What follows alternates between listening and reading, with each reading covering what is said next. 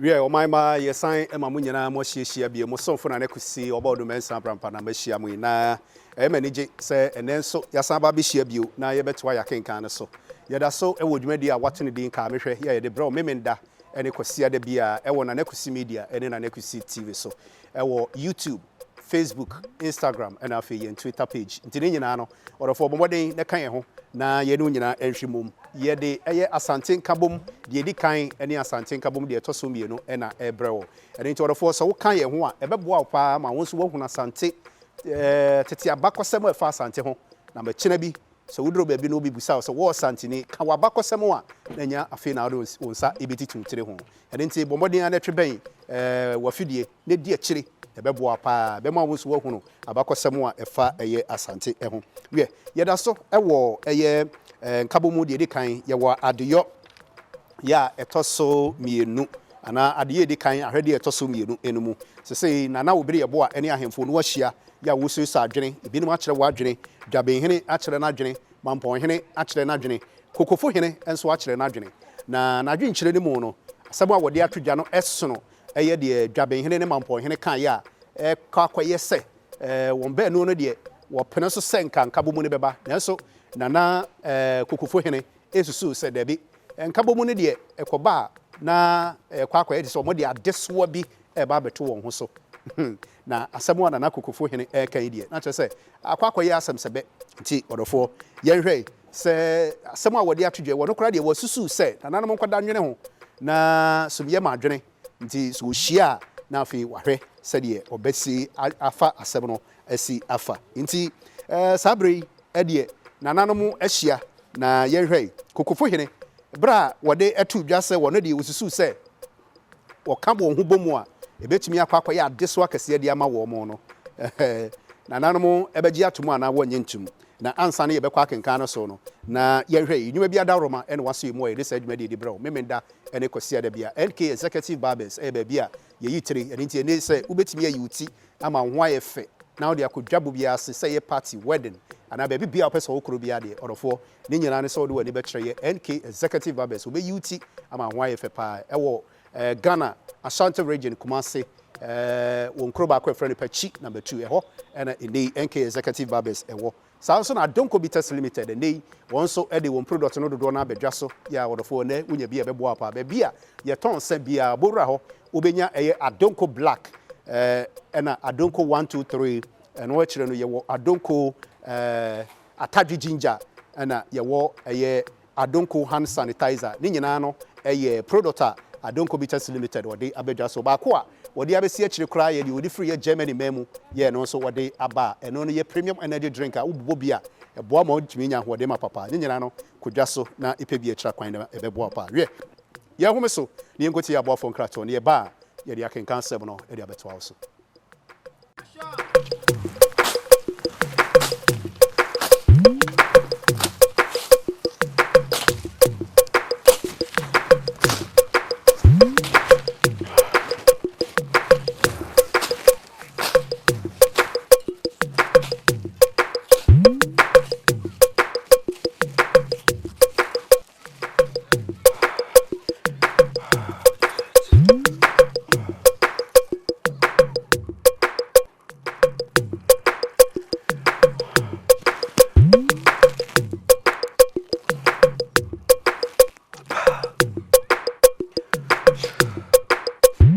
Penny say titi wo bi ka titi wo bi kyerɛ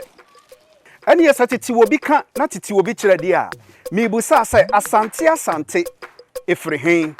ebinom kyerɛ sɛ asante efiri bon bi mu ɛna obepi asante man so ebinom kyerɛ sɛ ofi atweaban so ɛna osane ba fam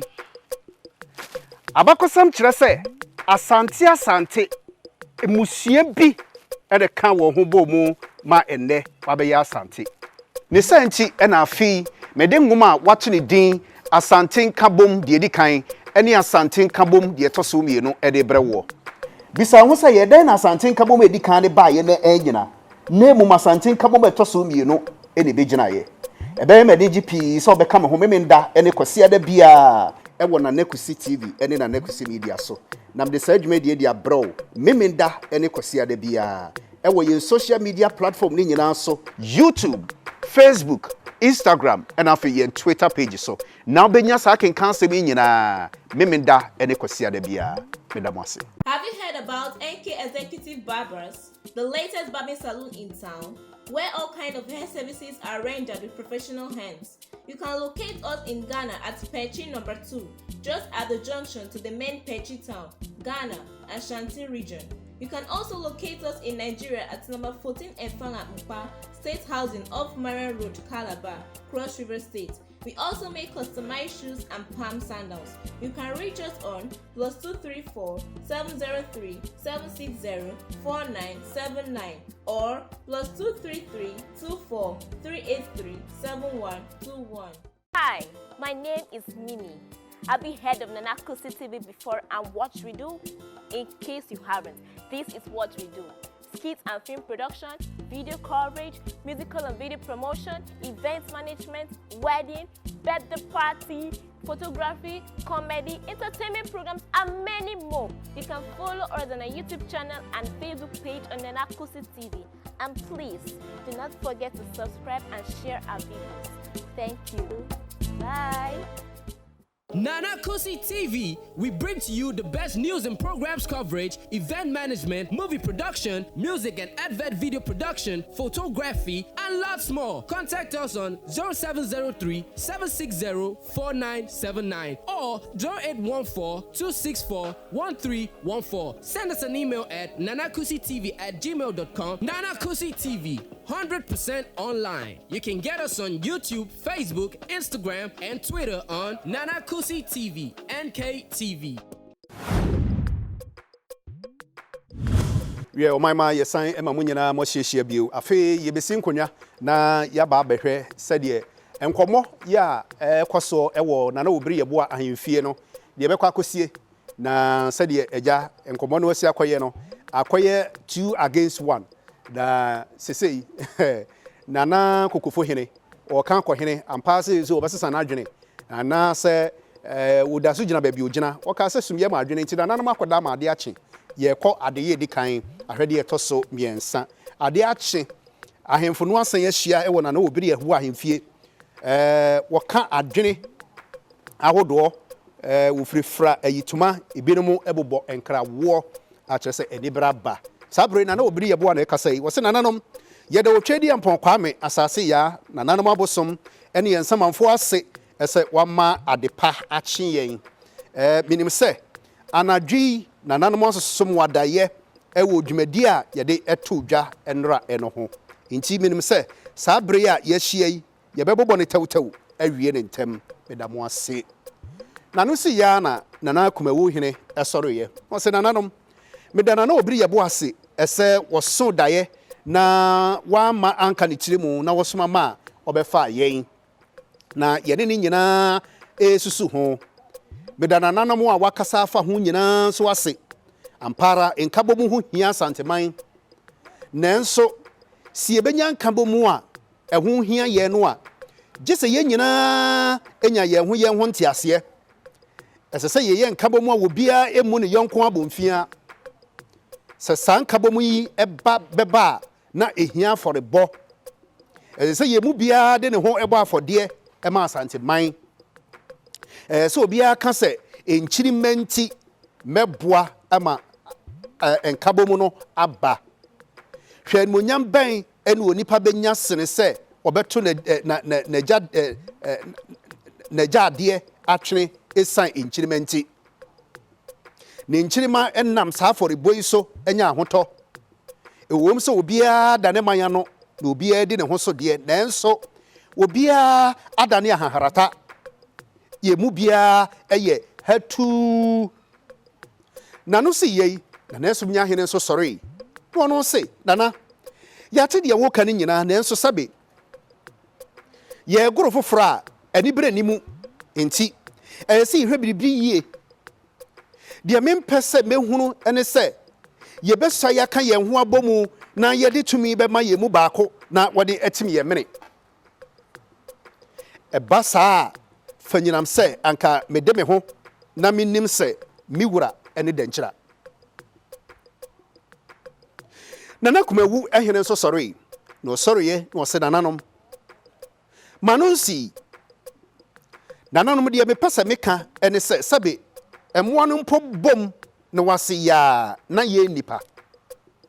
Menim se obia wo na busua, na obia di na busua so hene. Abusua bi ncha abusua bi enso esese ye hunu se yendi Asante no ekrosen ye abusua. Abusua hodo ewa Asante nyine bi ewo denkyira. Enso denkyirafo bu won ho se denkyirafo esene se wode abusua ebefre won. So okoba yenim Asantefo na yenim asenie ana bretio. Denkyira bretio etumi ekum Asante bretio ewo kumu enso denkyira bretio ntumi nkum denkyira wo yikunimpo ewo kumu da ifre se wo yinipa kro.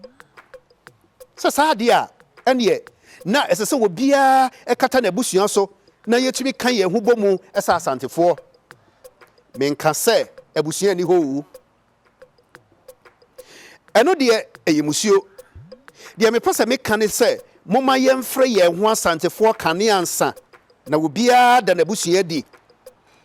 ye ya forbo kase esese ye mu bia ede ne ho ebo se de beyo na mrantie ne mabawa ebenya ahoto se de beyo na inchirima ebenya ahofadie na wosun kashirei ebefri ye apampem mesrese obi anwere ho na no to ye na obiri ye bo ase na no office hene won so wadwene ne sei e na no office hene sei asona na ne me esona wotia fidie so a enhwan aboa kase bia suro so no nanso mumu bia bisa se ene aboa bi sene sono a meka se ane ifri se wadasani bia tumi afa eye esono nananom ayenkoa esono nananom soa ye mfifiri Asante ekodenkyira na denkyira mrantie ne ma egu onfam etwe hede ben ene si kwaye mu enne hasuo eboroso nananom yi ni nyina firi mpapa mu ni senti moma yenka ye humbom Nkabom no mu no esese obia ede ne man eda ne man ano na obia tumi aye na samanfo apede ama won nanso esense captain mienu etena ehyan kromu a emmem nti esese ye peye mu baako na oda ya ano na se okun si a wotumi aboaboa ya ano ama ya ye kro enya botaye kro ye be ma yetumi akon adi nkunim na sebe esie eho dan kwan a emboa nyina ewura mu bi na no to ye na obiri ye bo ase nana kokofo hene epese okasa nana ye tiewu nana kokofo hene ema na no so no se nananom adura mekasai na mekasa no efa ye nkonwa eho enya Asante nkyire ene mmom eye me na mmom sabe de ye wagya no Dawudo no ono a eleja obomu ebiew empane se so wankasa wutire ho a wayi bone medamu nyina sese mo ate se Nkabom ho hia ana asamanfo nso apade ho hia asamanfo ya ene obegyina ye achi ama yedi nkunim edipakoro ya nso ene obetumi aye yen samantoa ede ase ye Nkabom no na se wopa ana wopa wamaye bu abujen na wabu ya aten ewa asamando sede na office hene kan ye no metan Nkabom a obia bedi ne manso na obia tumi asom ne asamanfo aye wa apede ama won eno wachi me woyokwo emwa bia esese mede boa ema eye yie no meboa na efie ewowa na ehemu enso awo na efie eboa na ehemu nso awo na no to ye no de na obiri ye boa kan ye ne se nana mone kasa nana sumnya hene wonso wosesai ene wose nana eye me de yie se enne mu nyina gia tomu se Asante eye ko efretete Asante ye baako epe ye nana no mu pie wa Asante manso ho ene oba ade di ye nyina kopie ye kyena Asante manso chei nana twum ne antwi ɛna na wɔhwɛ yɛn soɔ wɔba adeɛ bɔɔ yɛn no wɔkyekyɛ yɛn mu akuakuo ɔma akuo biara din ɛno ne yɛfrɛ no abusua no ɛfiri tete no nyinaa na abusua no wɔ hɔ na abusua no ɛwɔ ne hene ɛnso wɔpene ɛma nana twum ɛne nana ntwi korabea mamfi ɛne wɔti akɛntɛn ɛhwɛ wɔn so ɛnnɛ sɛ saa dikamfoɔ yi aba bɛso wɔn nana obiri yɛbo adayɛ ɛsɛ yɛnka yɛn ho mmom a ɛneɛ nananom mesrɛ meka sɛ deɛ ɔkɔte ɛbɛse sɛ ɔtrɔ mu ɛbrɛboɔ ɛɛdɛ no wɔnwenya no enti wɔno a adikamfoɔ no bɛso no dayɛ na wɔfrɛfrɛ yɛn ɛka kyerɛ yɛn no momma wɔni yɛn Nkabom yi ɛso na wɔnyɛ yɛn sahene nea meka yi ɛhɔ no mu tɛ din ɛhɔ ɛna nana obiri yɛbo a mana no soɔ ɛna ɔse nana mo ne kasa meda mo nyinaa se ɛsɛ mo afa adwene ɛsɛ sɛ Asante man yɛka yɛn ho bɔ mu na yɛnya nkɔsoɔ meda mo ase bio ɛsɛ mo se minim w'anim sɛdeɛ me nananom edi mo anim no me nso mehyɛ me bɔ sɛ minnim hwamɔ da ɛnam wɔko so ɛne yɛbɛdane nkoa ne sɛnti yɛde ɔko eyi bɛyi yɛn ho afiri nkoasom mu ɛyɛ sɛ medi Asante manim ako atɔ ɛsene sɛ mɛtena se adidi a ahotɔ animu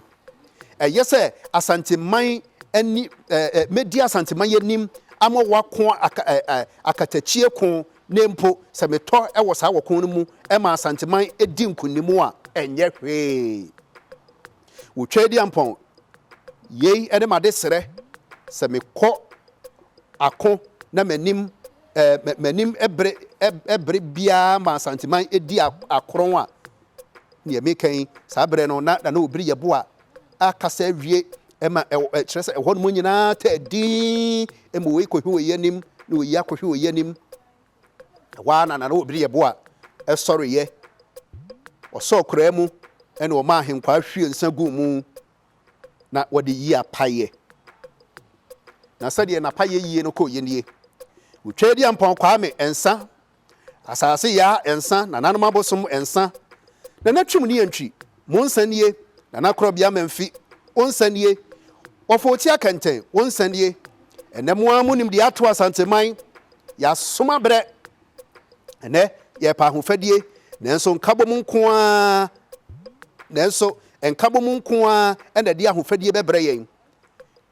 mo ayi akyerɛ yɛn ɛnso yɛasom nananom momɛgye nsa no mo momɛdane Asante man akoma ne yɛnyɛ akokodurufoɔ na sɛ atamfo ɛtwe yɛn ho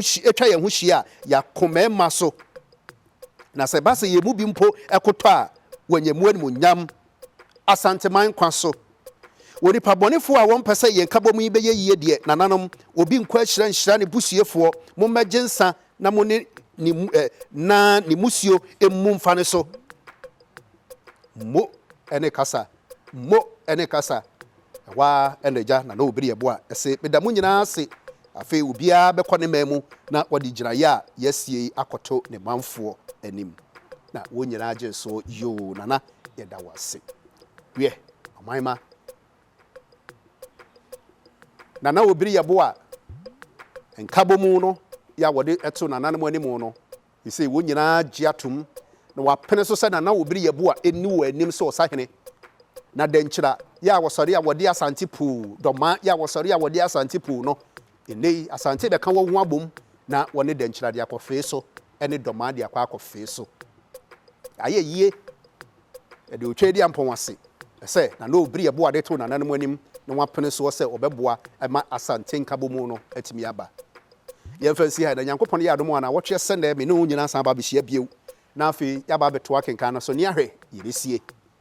Nkabom ya na obiri yɛbo ade ato na ni onuanom ahemfo no anim yi ya wagye atumi ɛho ana montuo foforo bi wɔ hɔ yɛ yesu otu ana yɛde si ha mosomfo da na kusi ɔbɔdo mensa brampa ɛna mbɛdi edwade ho kyia me sorry na Nyankopɔn yɛ adom ana wɔtwe sɛnɛ yasan ba bɛhyia bio na kai ho no sɛ opɛ ɛyɛ yakenkan se bi atia ɛno ane sɛ wobɛkɔ ɛyɛ yɛ YouTube channel Idin no Nana KUSI Media na Nana KUSI TV. Okoye social media platform, other social media platform. It's YouTube, Facebook, and Instagram, Twitter, so on. No or the four qua ubenya yakin cancer me etie. But I must say, Yankopon Yardman, I watch your sene, Ibesentia, Macau, bye bye.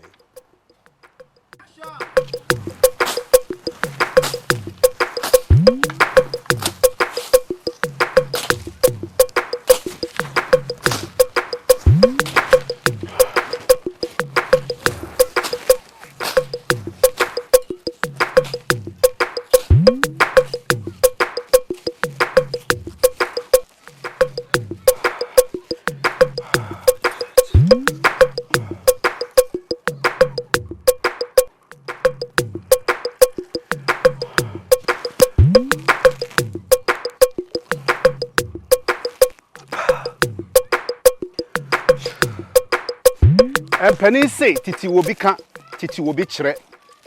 And yes, titi will be can not titi will be chere dia. Me busa say asante efri hen. Ibi mu chere say asante efri bon bi mu eno be pia asante man so. Ibi mu chere so ofi atweaban so eno sande ba fom. Abakosam chere say asante emusie bi e de kan wo ho bo mu ma enne wabeya Asante. Ne santi ena afi mede ngoma wato ne din Asante Nkabom de edi kan ene Asante Nkabom de etoso mienu e de brewo. Bisa ho se ye den Asante Nkabom edi kan de ba ye na enyina. Na mu Asante Nkabom etoso mienu ene begina ye.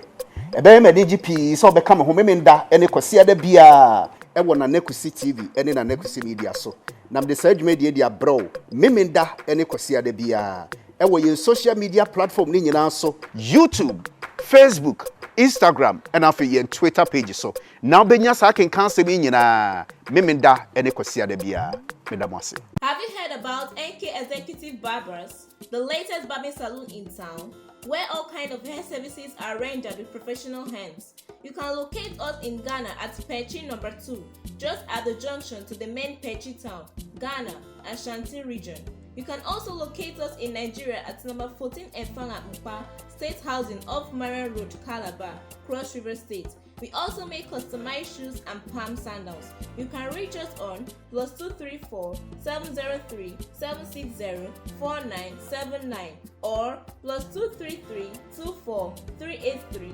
7121. Hi, my name is Mimi. I've been head of KUSI TV before, and what we do, in case you haven't, this is what we do. Skits and film production, video coverage, musical and video promotion, events management, wedding, birthday party, photography, comedy, entertainment programs, and many more. You can follow us on our YouTube channel and Facebook page on KUSI TV. And please, do not forget to subscribe and share our videos. Thank you. Bye. KUSI TV, we bring to you the best news and programs coverage, event management, movie production, music and advert video production, photography, and lots more. Contact us on 0703 760 4979 or 0814 264 1314. Send us an email at nanakusitv@gmail.com. KUSI TV, 100% online. You can get us on YouTube, Facebook, Instagram, and Twitter on KUSI TV, NKTV.